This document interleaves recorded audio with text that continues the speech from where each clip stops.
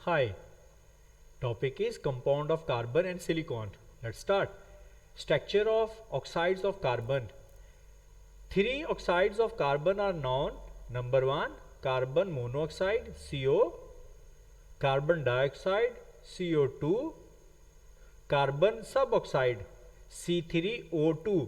लेकिन इसमें जो कार्बन सब ऑक्साइड है ये कम ही हमारी मतलब स्टडी में आता है। तो सबसे पहले हम डिस्कस करते हैं carbon monoxide. Carbon monoxide is diatomic molecule कि ये दो एटमों से मिलकर बना है, हैविंग ट्रिपल बॉन्ड, और इनके दरमियान जो बॉन्ड है वो है ट्रिपल बॉन्ड है बिटवीन द टू एटम। जैसे कि ये शेप से जाहिर है कि ये कार्बन है, ये ऑक्सीजन है, इधर भी एक लोन पेयर है, इधर भी लोन पेयर है, और दरमियान में तीन बॉन्ड है। अब हम थोड़ा सा इसको टेक्निकली है, ये हमारे पास कार्बन हो गया इसकी स्ट्रक्चर, और ये ऑक्सीजन की होगी।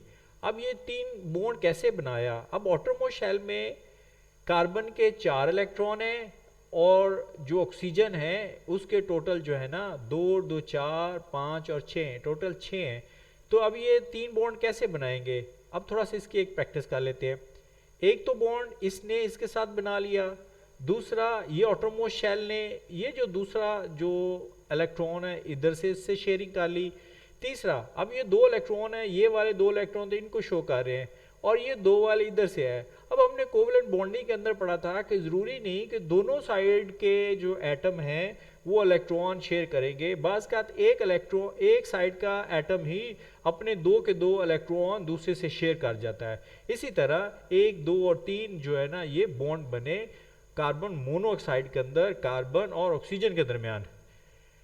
तो इसी तरह अब देखा जाए तो इलेक्ट्रॉन ज़्यादा ऑक्सीजन वाली साइड पे है, तो लिहाजा जो एक पोलैरिटी क्रिएट होगी जो ऑक्सीजन वाली साइड पे है वो पार्शियल नेगेटिव हो गया, और जो है कार्बन वाली साइड, ये कार्बन वाली साइड है, ये ऑक्सीजन वाली साइड है, तो ये क्या हो गया? पार्शियल पॉजिटिव हो गया। वजह क्या है कि इधर पॉजिटिव चार्ज ज़्यादा आ गया और इधर नेगेटिव ज़्यादा हो गए। दूसरा है carbon dioxide.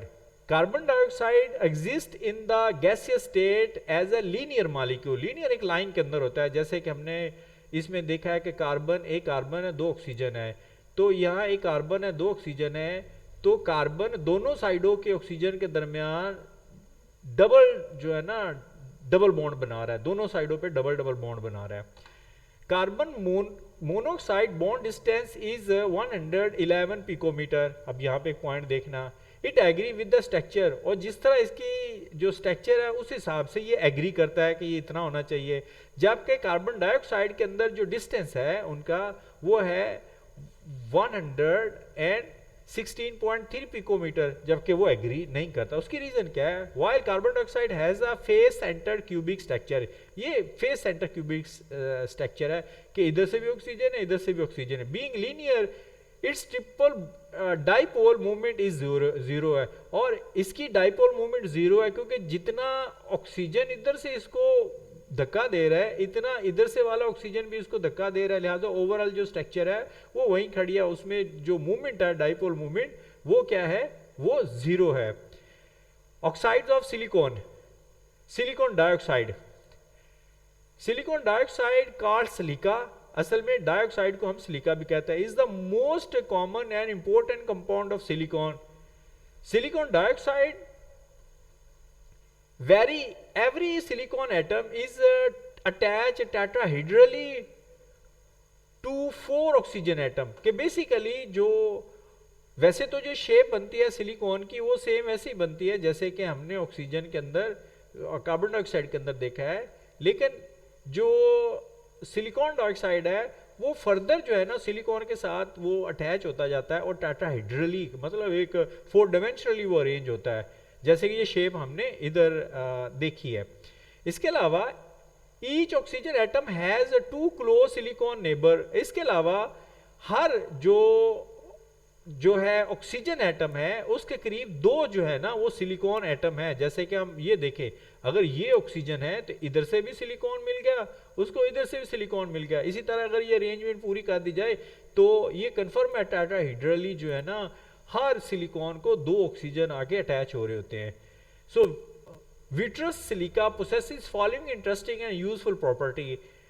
High transparency to light है कि जितने भी सलीका है उनकी उनके अंदर लाइट की ट्रांसपेरेंसी काफ़ी है। जितने हमारे जो ये ग्लासेस होते हैं वो सारे के सारे सिलिका से बने होते हैं। Very refractory, does not soften below 1500 to 1600 degree centigrade, कि ये रिफ्रैक्टरी है, हीट को रिफ्लेक्ट करता है या हीट इस पर असर नहीं करती, और यहाँ तक कि 1500 से 1600 डिग्री सेंटीग्रेड पे जाके ये सॉफ्ट होते हैं।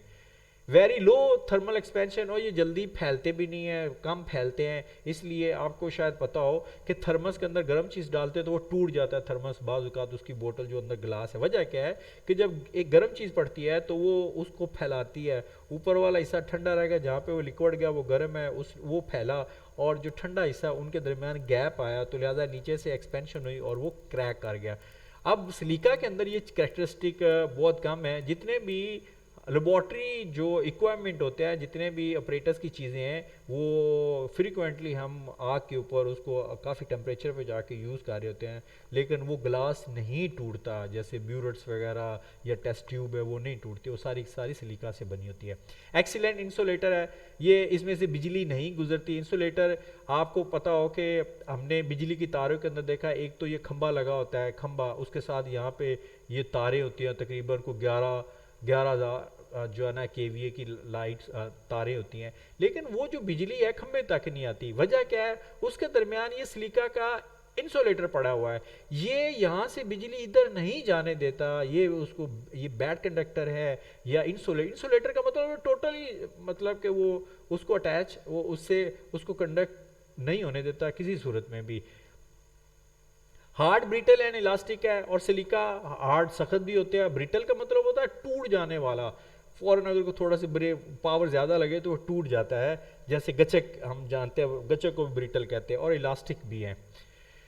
Insoluble in water and inert toward many reagent है, कि ये पानी के अंदर तो हल नहीं हो सकता, ज़ाहिर है शीशा कैसे हल हो सकता है, और बड़े रिजेंट जो है ना कंपाउंड है या केमिकल है उस पर असर नहीं करते।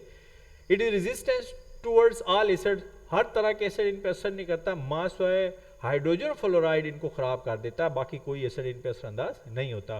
Quartz, common crystalline form of silica dioxide, quartz basically silica dioxide है, पिछले लेक्चर में हमने उसको डिटेल से पढ़ा हुआ है।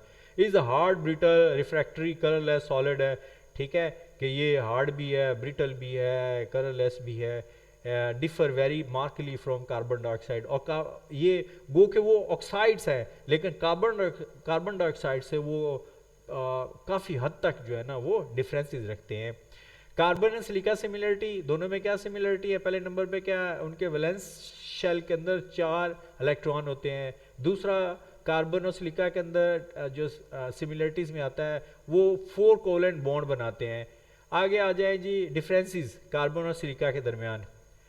Silicon atom are much larger than carbon है। एक तो ये है कि सिलिकॉन का एटम बड़ा है और कार्बन का छोटा है। Tend to surround themselves with more oxygen atom, और जो सिलिकॉन है वो ज़्यादा ऑक्सीजन एटम को अपने साथ जो इर्द गिर्द रखता है, जैसे कि 4 रखता है एक सिलिकॉन का 4। अच्छा आगे, silicon form single bond to oxygen, कि सिलिकॉन ऑक्सीजन के साथ सिंगल बॉन्ड बनाता है, जबकि हमने देखा है कि कार्बन जो है ना ऑक्सीजन के साथ में भी डबल बॉन्ड भी बनाता है। डबल बॉन्ड हमने ये कार्बन के अंदर तो पढ़ा है ना, कि कार्बन और ऑक्सीजन और फिर ऑक्सीजन, मतलब ये यहाँ पे ऑक्सीजन है, ये कार्बन है, ये ऑक्सीजन है, तो ये डबल डबल बॉन्ड बनाता है। Carbon form double bond to each of the oxygen atom which is symmetrical and linear, कि ये सिमेट्रिकल भी है और लीनियर भी है, जबकि सिलिकॉन और ऑक्सीजन जो है ना वो लीनियर नहीं होते।